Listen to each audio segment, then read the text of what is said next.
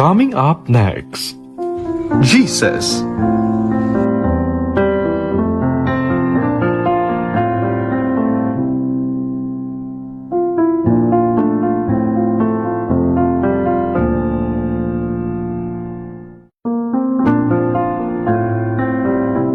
coming up next, Jesus.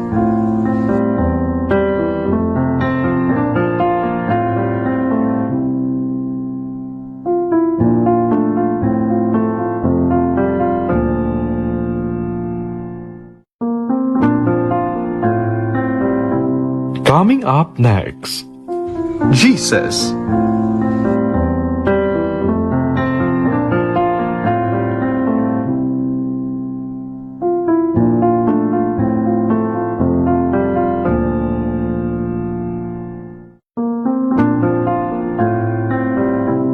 coming up next, Jesus.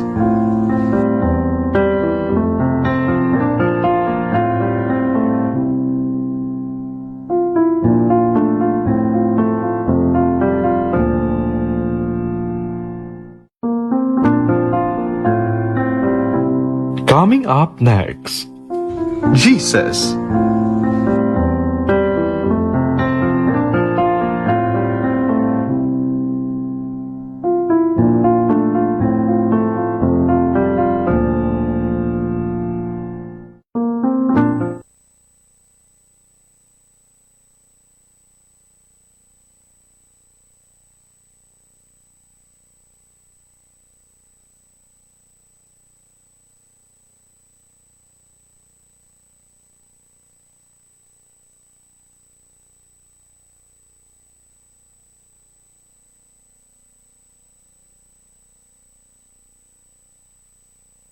Na ang dami ng tao sa mundo, isa po tayo ang tinawag ng ating Ama sa Langit na makarinig ng magandang balita. Sabi nga ng ating first reading sa aklat ng Malakay, sabi ng Panginoon, makinig kayo bago dumating ang nakakakilabot na araw ng aking pagparusa, isusugo ko sa inyo si Propeta Elias. Ibabalik niya ang magandang relasyon ng mga magulang at mga anak upang pagdating ko ay hindi ko na isusumpa ang inyong bayan. Yan ang sabi ng Panginoon. Kaya nga sabi ng aklat ng Lucas 17, 1:17 hanggang 20. Mauna siya sa Panginoon na taglay ang espiritu at kapangyarihan ni Elias upang pagkasunduin ang mga ama at ang kanilang mga anak at panumbalikin ang daang matuwid ang mga suwail. Sa gayoy, ipaghahanda niya ng isang bayan ang Panginoon. Sinabi ni Zacarias sa anghel, Paano ko pong matitiyak na mangyayari iyan? Ako'y matanda na at gayon din ang aking asawa. Sumagot ang anghel, Ako'y si Gabriel na naglilingkod sa harapan ng Diyos. Isinugo niya ako upang dalhin sa iyo ang magandang balitang ito. Ngunit dahil sa hindi ka naniwala sa mga sinabi kong matutupad, pagdating ng takdang panahon, ikaw ay magiging pipi. Hindi ka makakapagsalita hanggang sa araw na maganap ang mga ito. Kaya ang sabi na aklat nating Ebanghelyo sa aklat ng Lucas 1:57 hanggang 66. Sabi diyan, dumating ang oras ng panganganak ni Elizabeth at nagsilang siya ng isang sanggol na lalaki. Tuwang-tuwa ang kanyang mga kapitbahay at ang kanyang mga kamag-anak nang mabalitaan nilang siya'y pinagpala ng Panginoon. Makalipas ang isang linggo, dumalo sila sa pagtutuli ng sanggol. Zacarias sana ang itatawag nila sa bata, gaya ng pangalan ng kanyang ama. Ngunit sinabi ni Elizabeth, hindi, Juan ang ipangalan sa kanya. Subalit wala namang kayong kamag-anak na may ganyang pangalan, tugon nila. Sininyasan nila ang kanyang ama upang itanong kung ano ang ibig nitong itawag sa sanggol. Humingi si Zacarias ng masusulatan at ganito ang kanyang isinulat, Juan ang pangalan niya. Namangha ang lahat. Noon day nakapagsalita si Zacarias at nagsimulang magpuri sa Diyos. Natakot ang lahat ng taga roon at naging usap-usapan sa buong bulubundukin ng Judea ang mga bagay na iyon. Pinag-isipan ito ng mga nakabalita. Ano pat laging tanong nilang lahat, magiging ano kaya ang batang ito? Sapagkat maliwanag na nasa kanya ang Panginoon. Kaya anong sabi ng Panginoon sa aklat ni Mateo?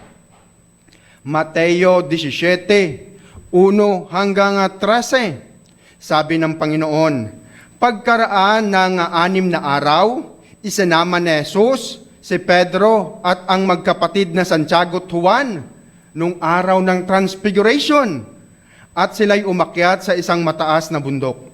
Habang sila'y naroroon, nakita nila nga nagbago ang anyo ni Jesus, nagliwanag na parang araw ang kanyang mukha.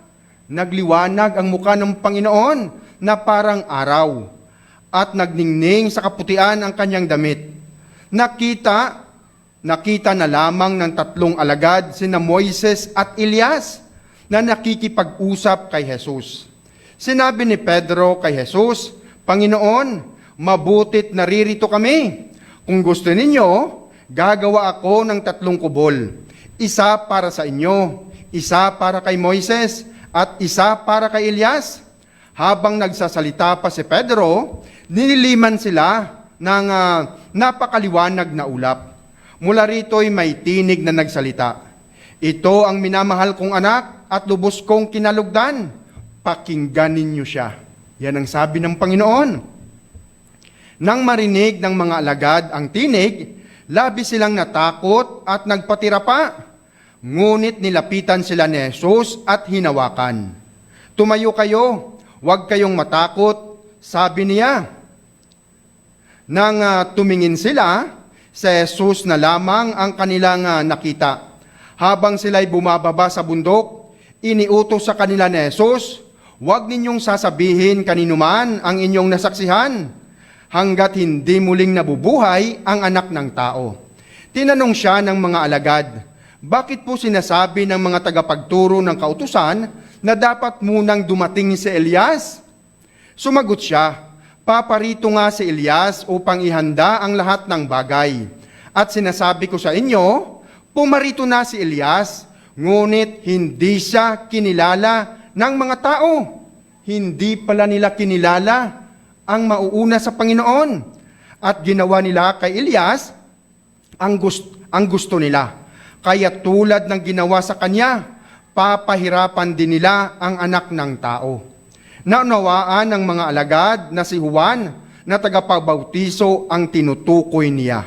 Kaya anong sabi ng Panginoon sa aklat ng Revelation? Anong kamay nga ba ang hinawak ng Panginoong Yesus sa kanyang mga alagad? Sabi nga na aklat ng Revelation, 1:9 hanggang 18. Ako'y si Juan, ang inyong kapatid at kasama sa paghatian at pagtitiis na naranasan ng mga kabilang sa kanyang kaharian dahil sa pakikig-isa kay Jesus. Yun pala ang raranasin ng mga hinirang. Itinapon ako sa isla ng Patmos sapagkat ipinahayag ko ang salita ng Diyos at ang katotohanang inihayag ni Jesus. Noon ay araw ng Panginoon, at habang nasa ilalim ako ng kapangyarihan ng Espiritu Santo, narinig ko mula sa aking likuran ang isang malakas na tinig na parang tunog ng trompeta. Sinabi niya, isulat mo ang iyong nakita at ipadala mo sa 7 iglesia, sa Epeso, sa Smyrna, Pergamo, Tiatira, Sardes, Philadelphia at Laodicea.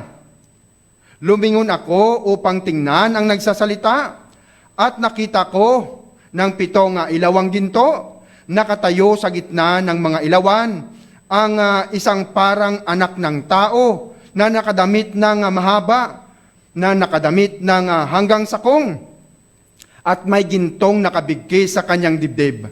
Ang kanyang ulo at buhok ay simputi ng balahibo ng tupa o ng nyebe. ang kanyang mga matay parang apoy na nagliliyab. Kumikinang ang kanyang mga paa at parang tanso na pinakintab at parang rumaragasang tubig ang kanyang tinig. May hawak siyang 7 bituin sa kanyang kamay at lumalabas sa kanyang bibig ang isang matalim na tabak na sa magkabilay may talim. Ang kanyang muka ay nakakasilaw na parang matinding sikat ng araw, tulad ng ating Panginoon sa Transfiguration. Pagkakita ko sa kanya, para akong patay na bumagsak sa kanyang paanan, ngunit ipinatong niya sa akin ang kanyang kanang kamay. Kanang kamay pala ang ipinatong ng Panginoon sa mga alagad. Sabi na aklat ni Mateo sa Transfiguration, habang siya'y naroon, nakita nilang nagbago ang anyo ni Jesus. Nagliwanag na parang araw ang kanyang muka at nagnigning sa kaputian ang kanyang damit. Nang marinig ng mga alagad ang tinig, labis silang natakot at nagpatira pa. Ngunit nilapitan sila ni Jesus at hinawakan. Kanang kamay ang ipinanghawak ng Panginoon. Tumayo kayo, huwag kayong matakot, sabi niya. Nang lumingon sila, si Jesus na lang ang kanilang nakita. Kaya anong sabi ng Panginoon sa aklat ng Revelation? 1:17 hanggang 18. Pagkakita ko sa kanya, para akong patay na bumagsak sa kanyang paanan. Ngunit ipinatong niya sa akin ang kanyang kanang kamay at sinabi, huwag kang matakot. Ako ang simula at ang wakas at ang nabubuhay. Namatay ako, ngunit tingnan mo, ako'y nabubuhay ngayon at mananatiling buhay magpakailanman. Nasa ilalim ng aking kapangyarihan, ang kamatayan at ang daigdig ng mga patay. Siya daw ang may hawak ng susi ng Hades. Kaya nga sabi na aklat ng Revelation, sino ang nakita ni Juan? Sabi na aklat ng Revelation, 10:1 hanggang 3. Pagkaraan nito, nakita ko ang isang makapangyarihang anghel na bumaba mula sa langit. Sino ang makapangyarihang anghel na to? Siya'y nabalot ng ulap at may bahaghari sa kanyang ulunan. Nagniningning na parang araw ang kanyang muka, ang Panginoong Hesukristo, at parang mga haliging apoy ang kanyang binti. May hawak siyang isang maliit na kasulatan na nakabukas. Itinungtong niya sa dagat ang kanyang kanang paa at sa lupa naman ang kaliwa. Sumigaw siya at ang kanyang tinig ay parang atungal ng leon. Tinugon siya ng dagundong ng 7 kulog, ng 7 espiritu ng Diyos. Sino ang may tinig na parang leon?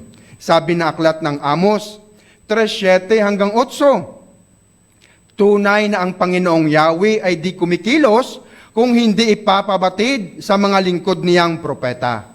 Kapag umungal ang leon, sino ang hindi matatakot? Kapag nagsalita ang Panginoong Yahweh, sino ang hindi magpapahayag? Sino nga ba ang makapangyarihang anghel na nakita ni Juan sa aklat ng Revelation? Sabi naman ng aklat ni Isaiah, nung araw ng paghukom, 63:9, sa kapakanan at sa kapahamakan at kahirapan, hindi isang anghel, kundi kung hindi si Yahweh mismo ang nagliligtas sa kanila. Hindi daw isang anghel, kundi si Yahweh mismo ang nagliligtas sa kanila. Iniligtas sila dahil sa pag-ibig niya't habag na sa simula pa'y kanya nang ipinakita. Sino nga ba ang makapangyarihang anghel na nakita ni Juan? Sabi naman ng aklat ng Revelation 18:1 hanggang 2. Pagkatapos nito'y nakita kong bumaba mula sa langit ang isang anghel na may malaking kapangyarihan, may malaking otoridad. Sino ang anghel na to? Nagliwanag ang buong daigdig dahil sa kanyang kaluwalhatian. Kaya niyang padawanagin ang buong mundo.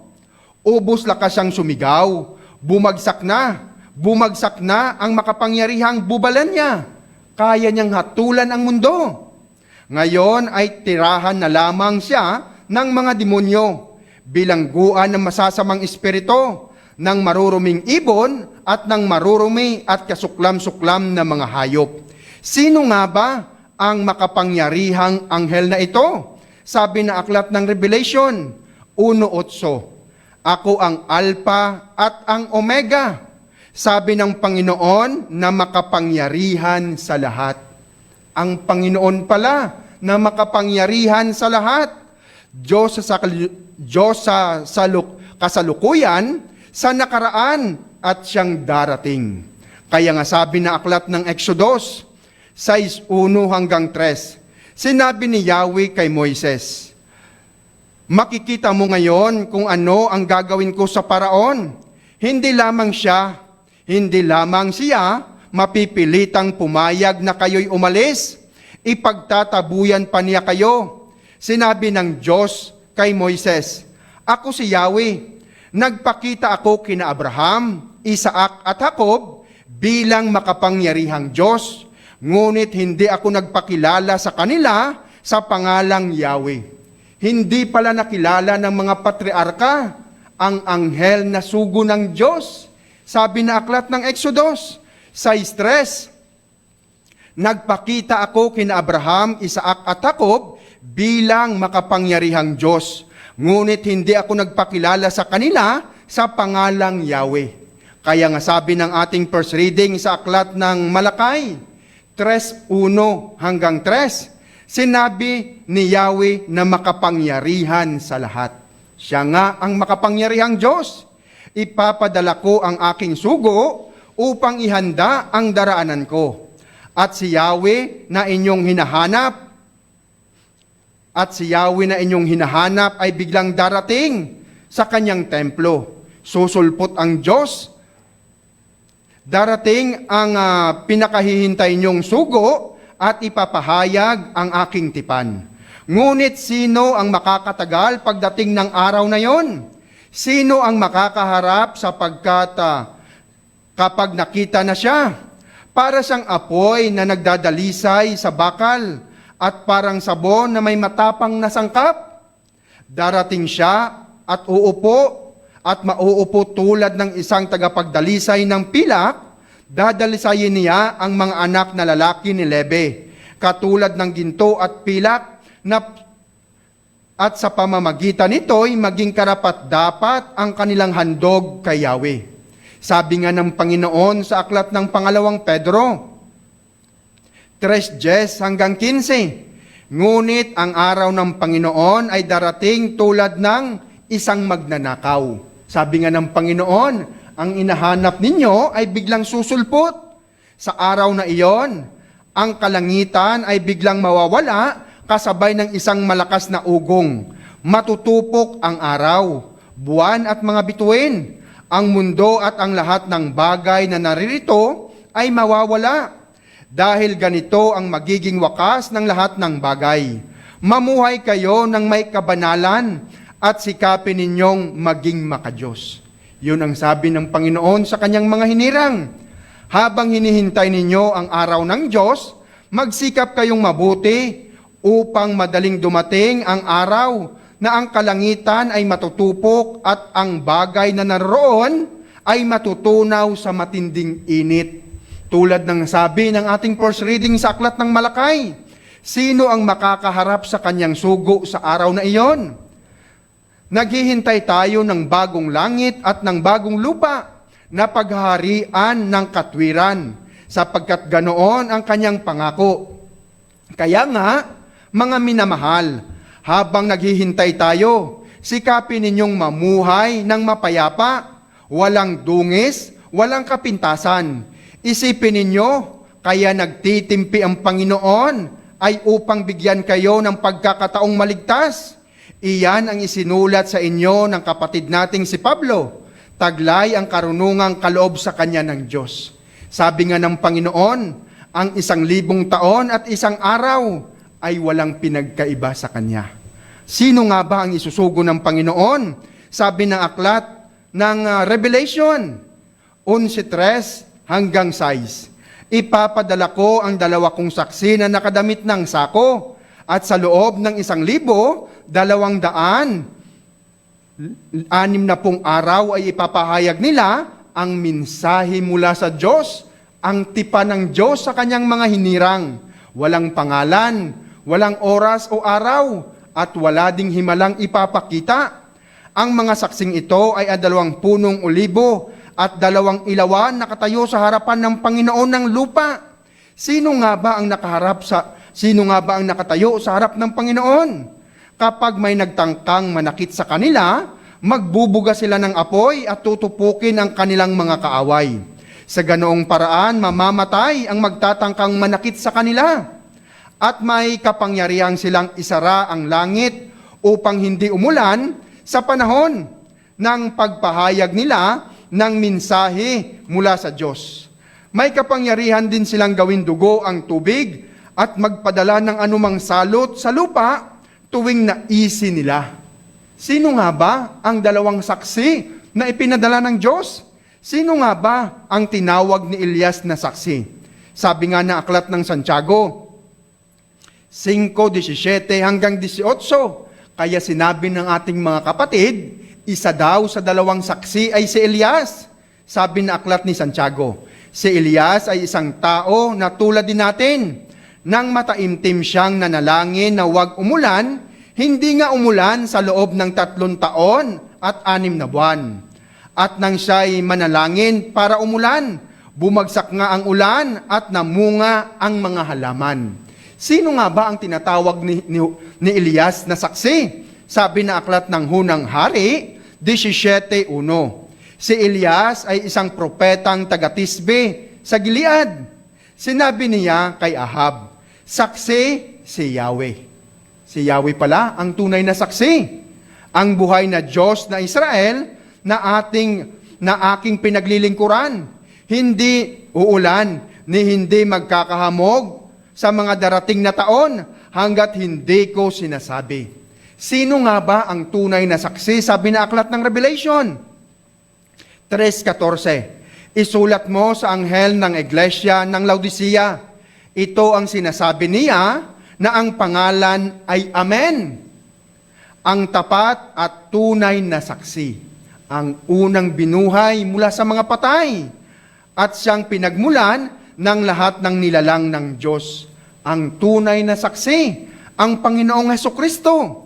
Kaya nga sabi na aklat ng mga gawa, 3:19 hanggang 23, kaya nga magsisi kayo at magbalik loob sa Diyos upang patawarin kayo sa inyong mga kasalanan. At sa gayon ay sumapit na ang panahon ng kapangingahan mula sa Panginoon. Susuguin niya sa Jesus, ang Kristong hinirang mula pa nung una para sa inyo. Babalik ang Panginoon, merong second coming. Sino nga ba ang kasama ni Elias sa 2 saksi? Siya'y dapat munang manatili sa langit hanggang dumating ang pagbabago ng lahat ng bagay. Ayon sa pinahayag ng Diyos sa pamamagitan ng kanyang mga banal na propeta mula pa nung una. Sapagkat sinabi ni Moises, mula sa inyo, ang Panginoon niyo Diyos ay pipili para sa inyo ng isang propetang katulad ko. Katulad daw ni Moises ang kasama ni Elias. Sundin ninyo ang lahat ng kanyang sasabihin sa inyo. Ang sino mang hindi sumunod sa propetang iyon ay ihihiwalay sa bayan ng Diyos at lilipulin. Sino nga ba si Moises at bakit katulad ni Moises? Sabi na aklat ng mga gawa 7:35. Itinakwil nila si Moises ng kanilang sabihin, sino ang naglagay sa iyo upang maging pinuno at hukom namin? Si Moises nga ba ang pinuno at hukom? Sabi pa dyan, ngunit si Moises ding iyon ang isinugo ng Diyos upang mamuno at magligtas sa kanila sa tulong ng anghel na nagpakita sa kanya sa mababang punong kahoy. Ito ang pinuno at hukom, ang kasama ni Moises na ilabas ang mga Israelita sa Ehipto. Sabi nga na aklat ni Isaiah 63:9 hanggang 10, sa kapahamakan at kahirapan, hindi isang anghel, kundi si Yahweh mismo ang nagligtas sa kanila. Hindi daw isang anghel, kundi ang Diyos mismo. Iniligtas sila dahil sa pag-ibig niya't habag. Sa simula pa'y kanya nang ipinakita. Ngunit sa kabila nito, sila'y naghimagsik at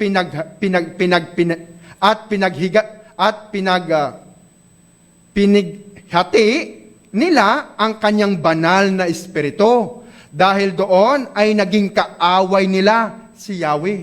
Naging kaaway pala ng mga Israelita, ng mga taong pinalabas sa Ehipto, ang anghel na nagpalabas sa kanila. Sabi nga kasi sa aklat ng Exodus 23:20 hanggang 25, magpapadala ako ng anghel na mangunguna sa inyo, pangangalagaan niya kayo sa inyong paglalakbay, at papatnubayan hanggang sa lupaing inihanda ko sa inyo. Pakinggan ninyo siya at sundin ang lahat ng sasabihin niya sa inyo. Huwag ninyo siyang susuwayin, sapagkat lahat ng ginagawa niya ay sa pangalan ko, at hindi niya kayo papatawarin kapag nagrebelde kayo sa Kanya. Sinabihan naman pala ng Panginoon ang mga Israelita, kung susundin ninyo siya at gagawin ninyo ang mga sinasabi ko, ipaglalaban ko kayo sa inyong mga kaaway. Ipaglalaban daw at ipagtatanggol ng anghel na sugo ng Diyos ang mga Israelita. Pangungunahan kayo ng aking anghel patungo sa lupain ng mga Amoreo, Heteo, Pereseo, Kanaeo, Hibita at Jebuseo, at sila'y lilipulin ko. Yan ang sabi ng Panginoon. Ang anghel daw ang lilipol sa mga tao doon sa Promised Land. Huwag ninyong yuyukuran o sasambahan ang kanilang mga Diyos-Diyosan. Nitutularan ang kanilang mga gawa. Sinabihan naman pala sila ng Diyos na huwag nilang tularan ang ginagawa ng mga taong doon.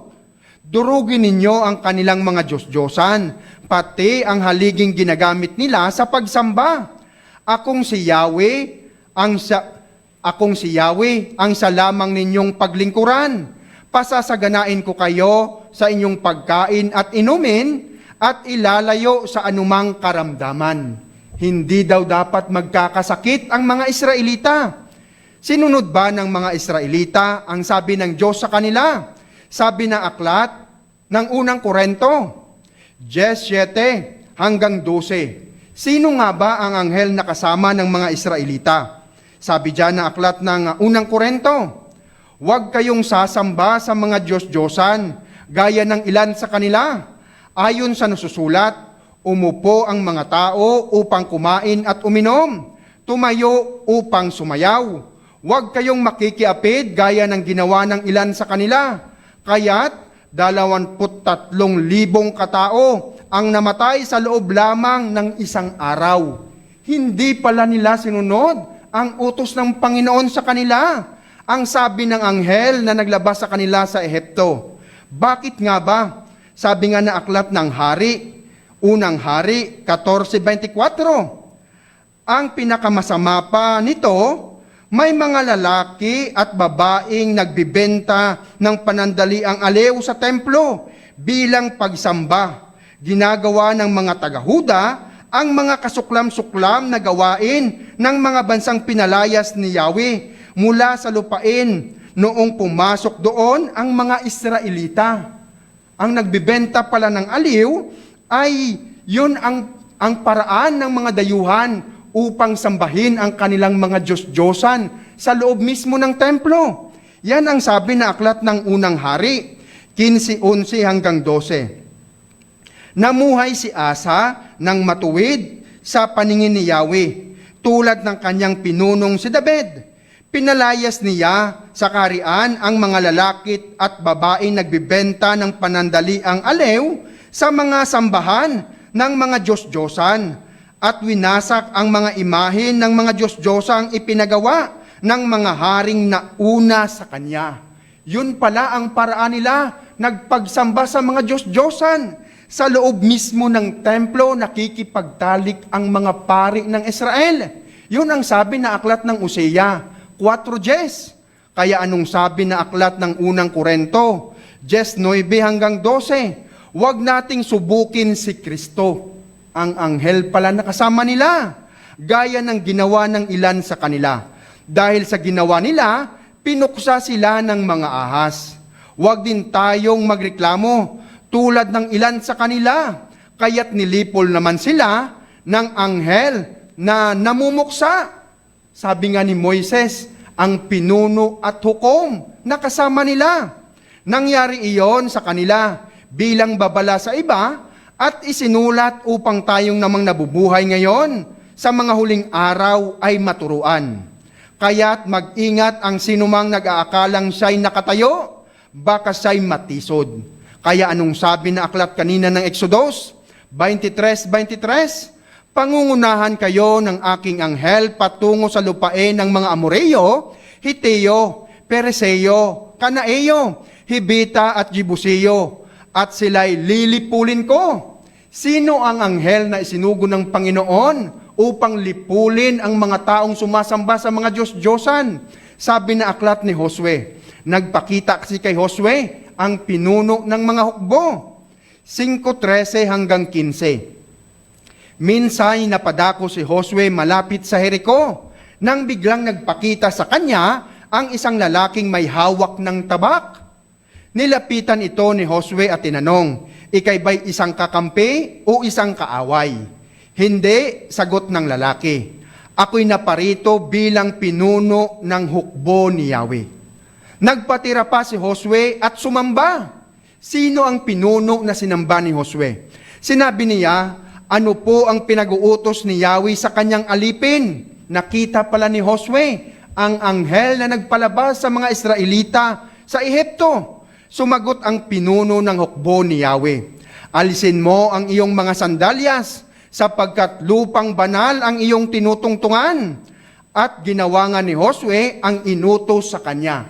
Sino ang pinuno ng mga hukbo na nakita ni Josue? Sabi na aklat ng Judas 1:4 hanggang 9. Sabi diyan, sapagkat lihim na nakapasok sa inyong samahan ang ilang taong ayaw kumilala sa Diyos. Hindi pala nila kinikilala ang Panginoon. Binabaluktot nila ang aral tungkol sa kagandahang loob ng Diyos upang mabigyang katwiran ang kanilang kalayawan. Ang mga kanilang iniisip, ayaw nilang kilalanin sa Jesucristo, ang ating kaisa-isang pinuno. Iisa lang pala ang pinuno ng mga hukbo. At ayaw nilang kilalaning sa Jesucristo, ang ating kaisa-isang pinuno at Panginoon. Nag-iisa lang pala ang pinuno ng hukbo ni Yahweh. Noon pa man, una, sinabi na ng kasulatan ang parusang nakalaan sa kanila.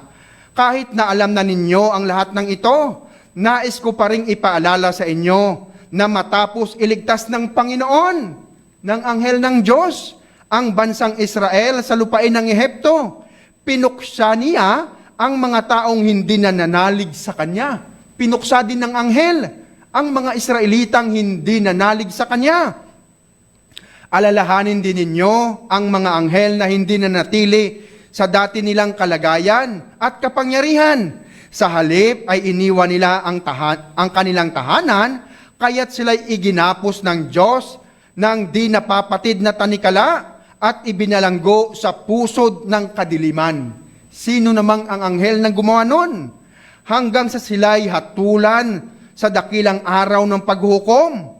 Alalahanin din ninyo ang Sodoma at Gomora at ang mga karatig lunsod na nalulong sa kahalayan at di karaniwang pagnanasa ng laman, kaya't sila'y pinarusahan ng apoy na di namamatay bilang babala sa lahat. Ganyan din ang mga taong ito, dahil sa kanilang mga pangitain, ay dinudungisan nila ang kanilang sariling katawan. Hinahamak nila ang kapangyarihan ng Diyos at nilalait ang mariringal na anghel. Kahit si Miguel, na pinuno ng mga anghel. Iisa lang daw ang tinatawag na arkanghel, pinuno ng mga anghel, chief of angel.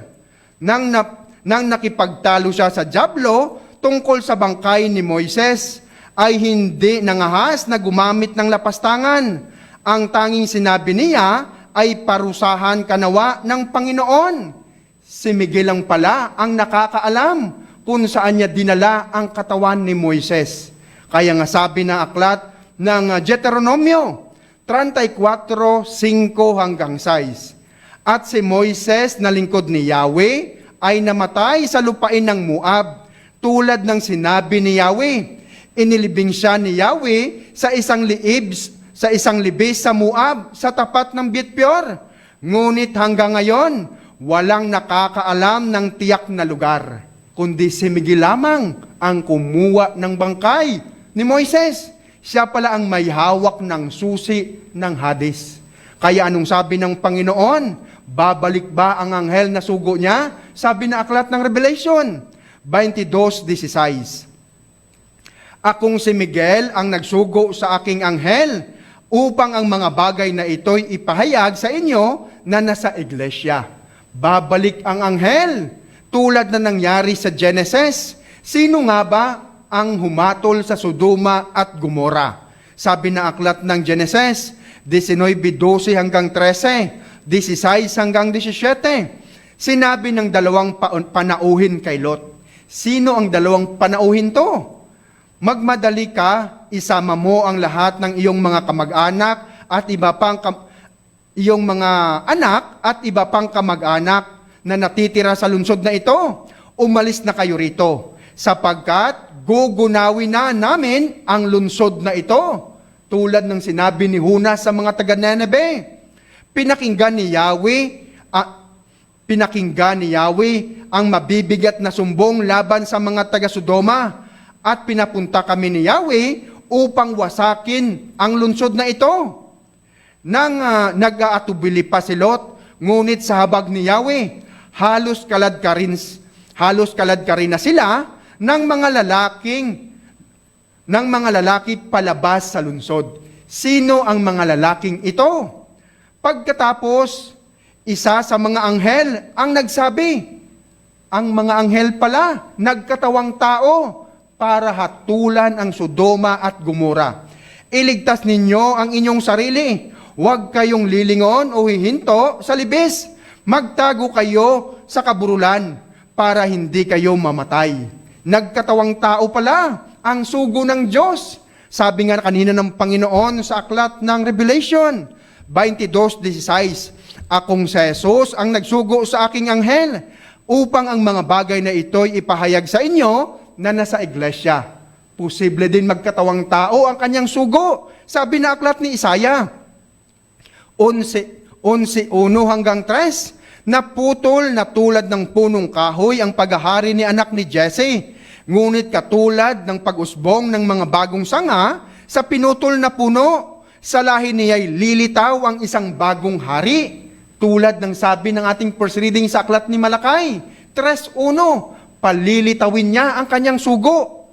Mananahan sa kanya ang espiritu ni Yahweh, ang espiritu ng karunungan at pangunawa, ng mabuting payo at kalakasan, kaalaman at pagsunod at paggalang kay Yahweh.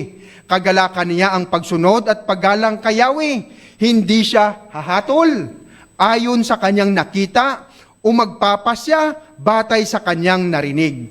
Sino nga ba ang pinuno na isinugo ng Diyos upang hatulan ang mundo? Sabi na aklat ng Revelation 9:11 hanggang 14, ang pinuno nila ay ang anghel na bantay ng banging napakalalim. Iisa lang daw ang pinuno at Panginoon. Sabi na aklat ng Judas 1:4, ang kanyang pangalan sa wikang Hebreo ay Abaddon at sa wikang Griego ay Apollyon. Nakaraan na ang unang lagim na ginawa ng Diyos. Dalawa pa ang darating. Hinipa ng ika-6 na anghel ang kanyang trompeta at nakarinig ako ng tinig mula sa mga sulok ng gintong dambana na nasa harapan ng Diyos.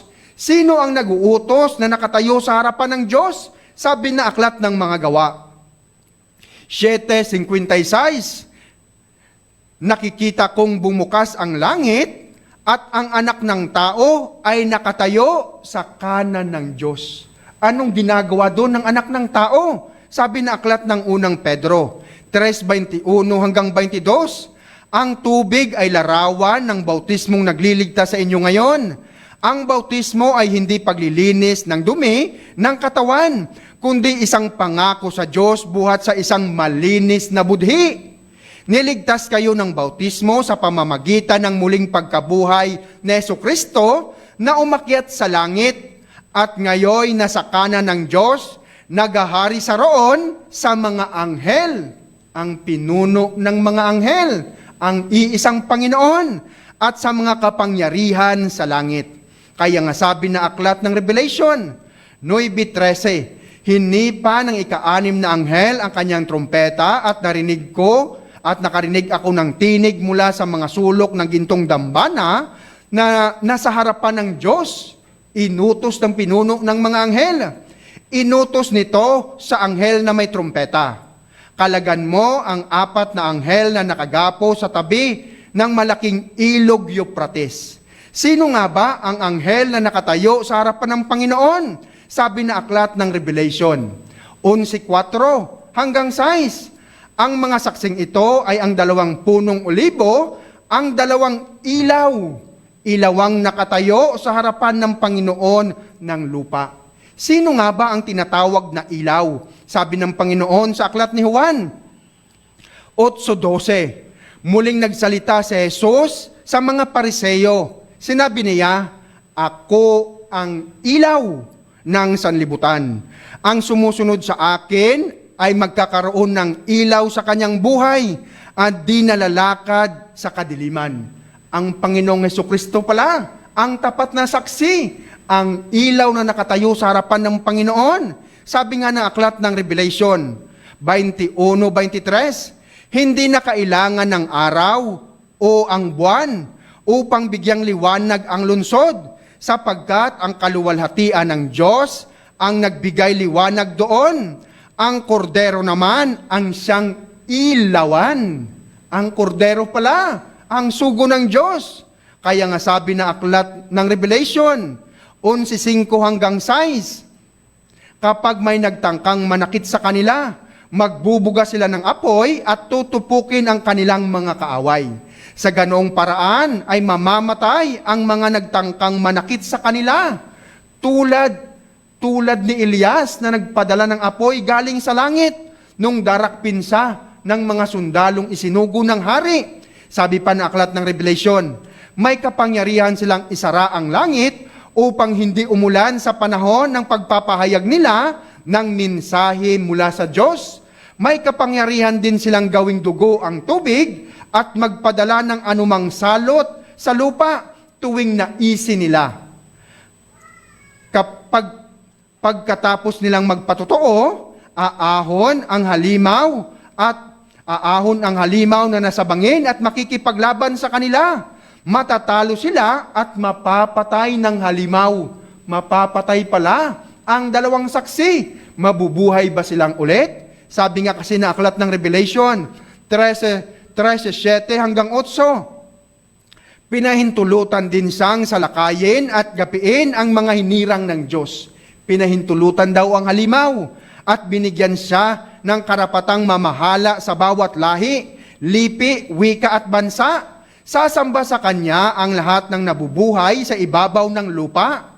Maliban sa mga tao, ang pangalan ay nakasulat sa aklat ng buhay, magmula pang likain ang sanlibutan. Ang aklat na ito'y iniingatan ng korderong pinatay. Kordero pala ang pinatay. Kaya nga sabi na aklat ng Kolosas 3:3 hanggang 4, sapagkat namatay na kayo at ang inyong tunay na buhay ay nakatago sa Diyos kasama ni Kristo.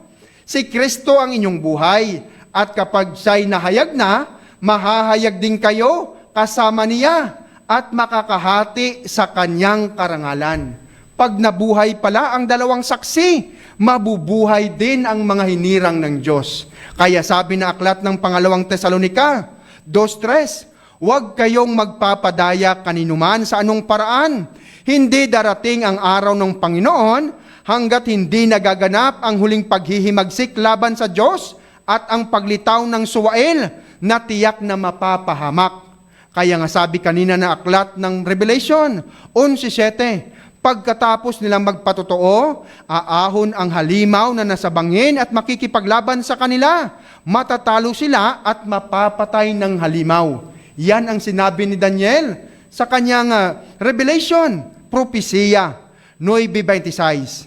Pagkalipas ng 62 linggo, papatayin ang hinirang ng Diyos. Papatayin ang dalawang saksi. Ang lungsod at ang templo ay wawasakin ng hukbo ng isang makapangyarihang hari. Ang wakas ay darating na parang baha at magkakaroon ng digmaan at pagkawasak na itinakda ng Diyos. Walang naganap na digmaan noong first coming. Kaya anong sabi ni Pablo sa second coming? Unang Korinto 15:23 hanggang 24. Ngunit ang bawat isa ay may kanya-kanyang takdang panahon. Si Kristo ang pinakauna sa lahat, pagkatapos ang mga kay Kristo sa panahon ng pagparito niya, at darating ang wakas kapag naibigay na ni Kristo ang kaharian sa Diyos Ama, pagkatapos niyang malupig ang lahat ng paghahari, pamahalaan at kapangyarihan. Kaya nga sabi ng ating first reading sa Aklat ng Malakay 3:1, sabi ni Yahweh na makapangyarihan sa lahat, ipapadala ko ang aking sugo upang ihanda ang daraanan ko. At si Yahweh na inyong hinahanap ay biglang darating. At si Yahweh na inyong hinahanap ay biglang darating sa kanyang templo. Darating ang pinakahintay ninyong sugo at ipapahayag ang aking tipan. Kaya anong sabi ng Panginoon sa aklat ng Unang Korinto? Unang Korinto 3:16. Hindi ba ninyo alam na kayo'y templo ng Diyos at naninirahan sa inyo ang kanyang espiritu? Paparusahan ng Diyos ang sino mang magwasak ng templo niya, sapagkat banal ang templo ng Diyos at kayo ang templong iyan. Ngunit winasak ng halimaw ang katawan ng dalawang saksi. Kaya nga sabi na aklat ng Revelation 11:11, pagkalipas ng 3.5 araw, pumasok sa kanila ang hangin ng Diyos na nagbibigay buhay at sila'y tumayo. Bago pa tumunog ang pangpitong trompeta, nauna nang nabuhay ang dalawang saksi at labis na nasindak ang mga nakakita sa kanila. Sila lang ba ang nabuhay? Sabi na aklat ni Ezekiel 37:10. Nagpahayag nga ako at ang hangin ay pumasok sa kanila. Nabuhay nga sila at nang magtayuan tulad ng dalawang saksi. Sila'y ubod ng dami, parang isang malaking hukbo. Tulad ng sabi ni Pablo, hindi nyo ba alam na ang mga hinirang ng Diyos ang hahatol sa sanlibutan? Kaya sabi na aklat ng Revelation 11:12, pagkatapos ay narinig nilang nagsalita ang isang malakas na tinig mula sa langit, umakyat kayo rito. Kaninong tinig yon? At habang nakatingin ang kanilang mga kaaway, umakyat sila sa langit habang nakasakay sa ulap. Kaninong tinig yon? Sabi na aklat ng unang Tesalonica 4:16. Sa araw na iyon, kasabay ng malakas na utos, ng tinig ng arkanghel, ng pinuno, ng kaisa-isang Panginoon, at pagtunog ng trumpeta ng Diyos, bababa ang Panginoon mula sa langit, ang mga namatay na sumasampalataya kay Kristo ay bubuhayin muna. Kaya nga sabi ng Panginoon sa aklat ng Revelation, may pangalan na kung sino ang makapangyarihang anghel. Sabi na aklat ng Revelation 21 hanggang 3. Pagkatapos nito'y nakita ko ang isang anghel na bumaba sa langit. Mula sa langit, hawak ang isang malaking kadena at ang susi ng banging walang kasing lalim. Sino ang may hawak ng susi ng Hades?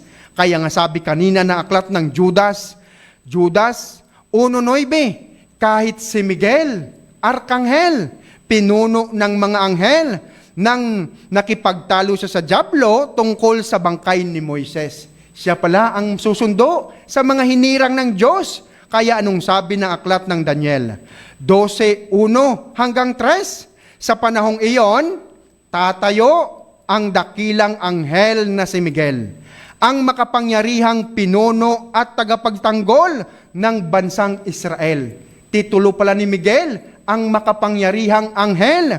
at tagapagtanggol ng bansang Israel.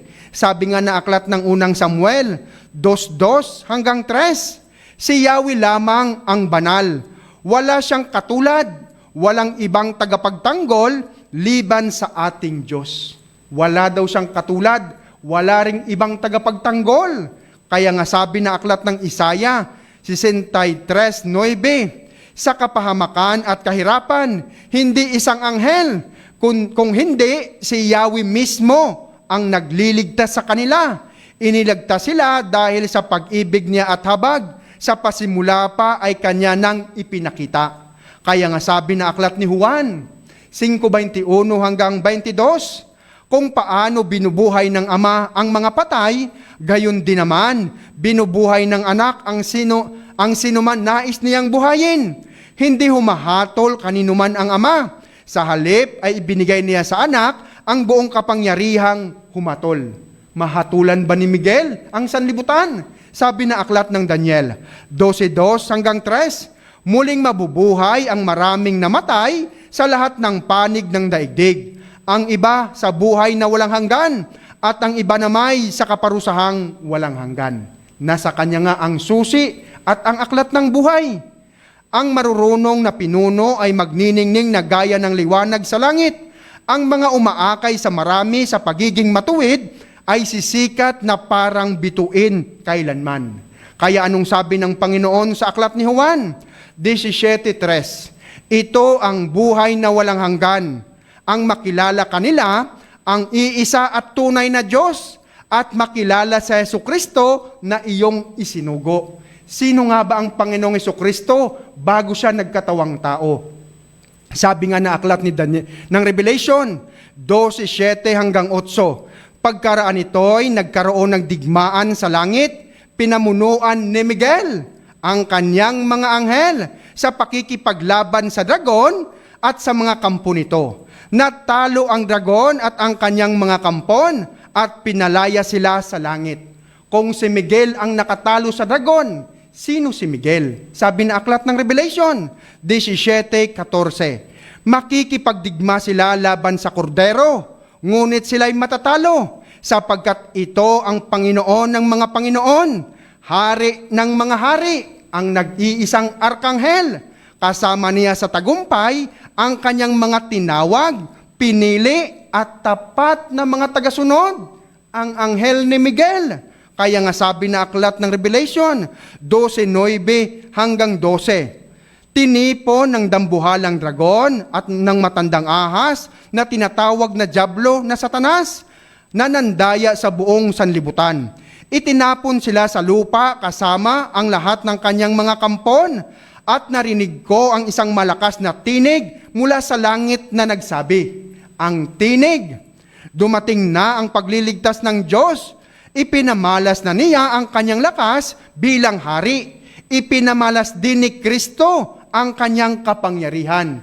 Inihayag na ang Kristo, pinakilala na sa buong sangkatauhan, sapagkat pinamalas na sa langit, pinalayas na sa langit ang umuusig sa araw at gabi sa mga kapatid natin. Sabi nga na aklat ni Job 1:6, sa araw ng paghuhukom, andun din si Satanas. Nagtagumpay ang mga ito laban sa Diablo sa pamamagitan ng dugo ng kordero at ng kanilang pagsaksi sa katotohanan, sapagkat hindi nila pinanghinayangan ang kanilang buhay. Sino ang may hawak ng susi ng daigdig ng mga patay? Sabi nga kanina na aklat ng Revelation.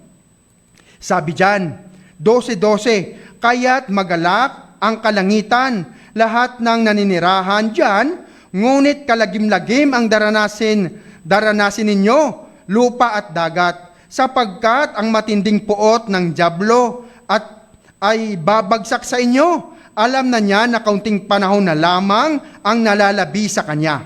Kaya sabi na aklat kanina ng Revelation 21 hanggang 6, may pangalan na pala ang makapangyarihang anghel, ang may hawak ng susi ng Hadis. Pagkatapos nito'y nakita ko ang isang anghel na bumaba mula sa langit. Hawak ang isang malaking kadena at ang susi ng bangin walang kasing lalim.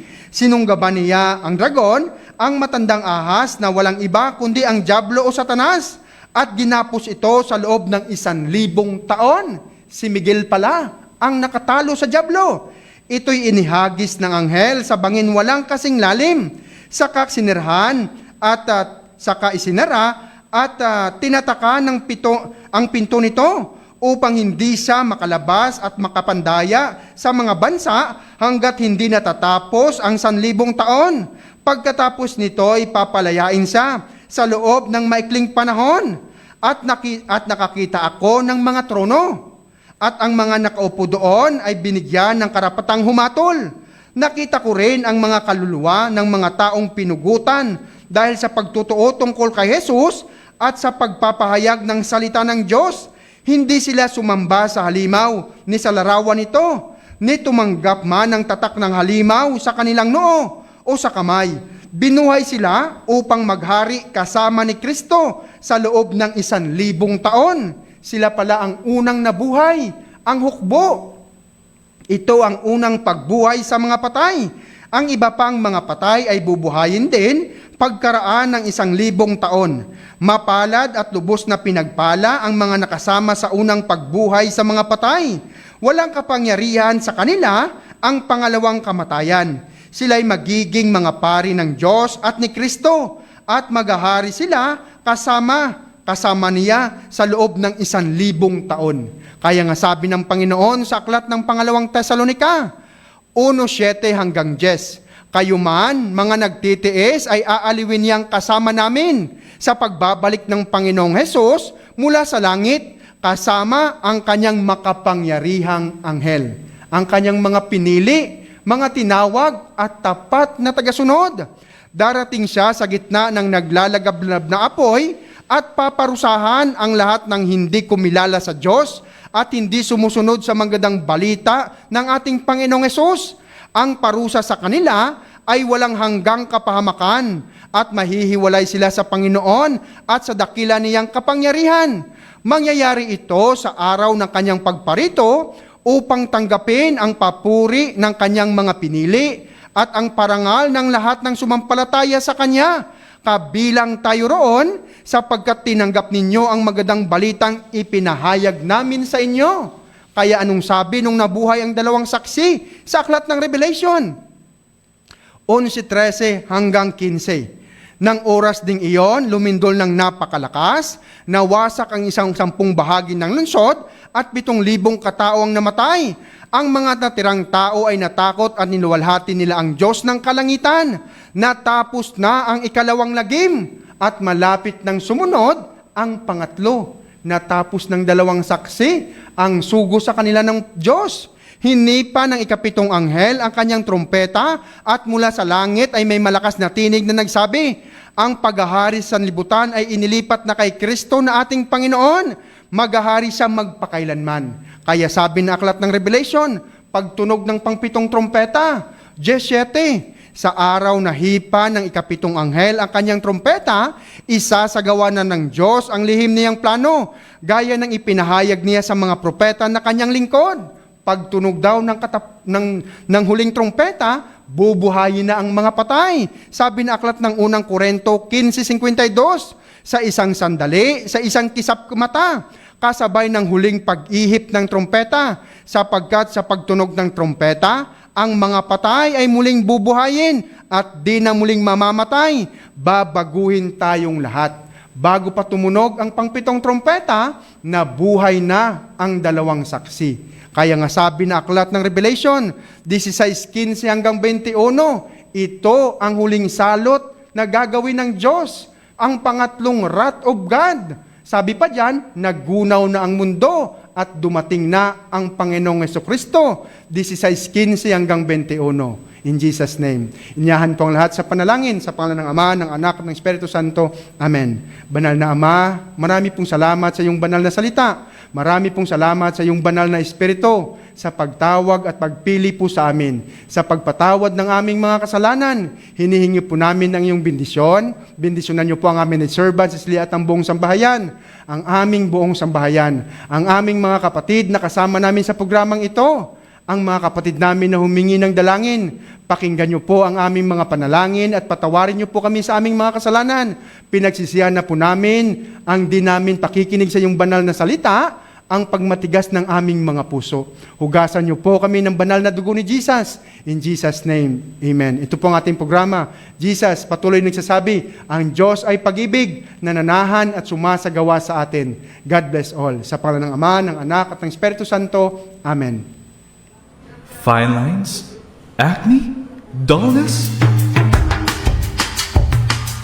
Say goodbye to these imperfections and unveil your flawless skin with Beauty Essentials Advanced Skincare Services and Soothing Formulas.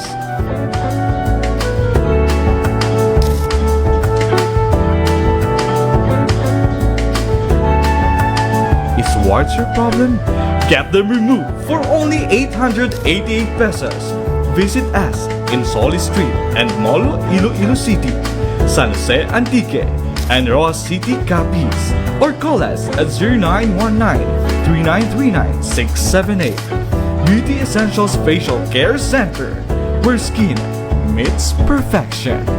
Beauty Essentials Facial Care Center. Itlog nga preska, kag masustansya? Kanang Pinay Egg Producing Farm.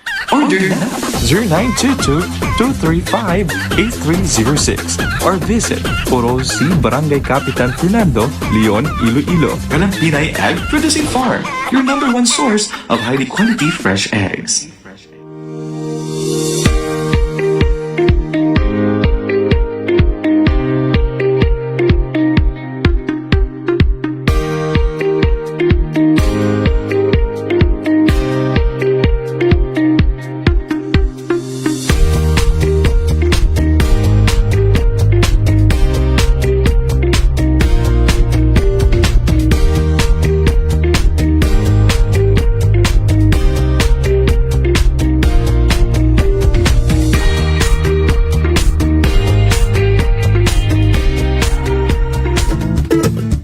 Iloilo Society Commercial Incorporated. Kung kamo nagakinhanglan sang school kag office supplies, chicherias, cosmetics, kag grocery items, isa lang ang kadtoi. Iloilo Society Commercial. Presyo barato, pwede manegosyohan. Iloilo Society Commercial. May mga sangasa, Aldeguer, Rizal Ortiz Streets, kag Tagbakharo, Iloilo City.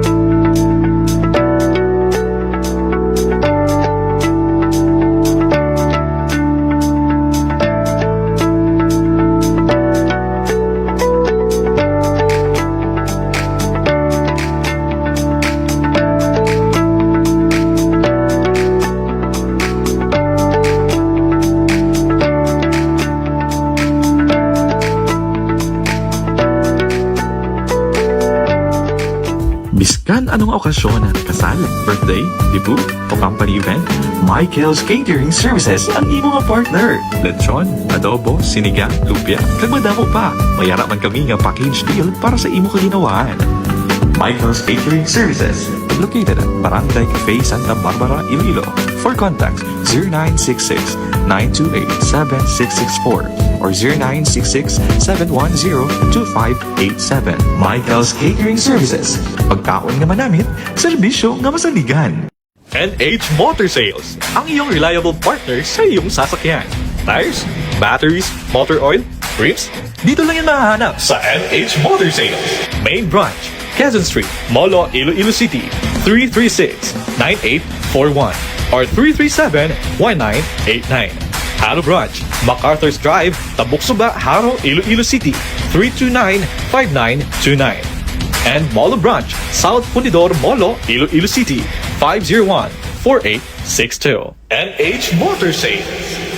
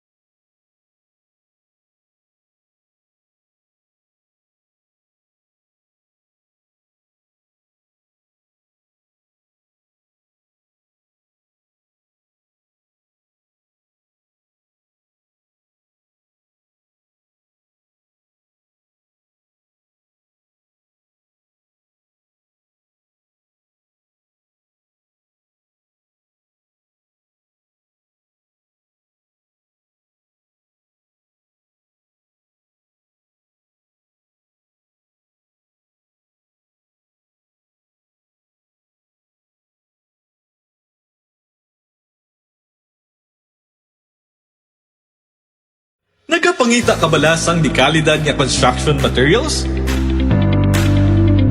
May marketing ang sabat! Cement, steel, lumber, kag iban pa. Tanan nimo nga kinahanglan, ari na! 10A Marketing, makita sa 75 Avancenia, Molo, Iloilo City. For contact 0999-8826-282 or 337-4384. 10A Marketing.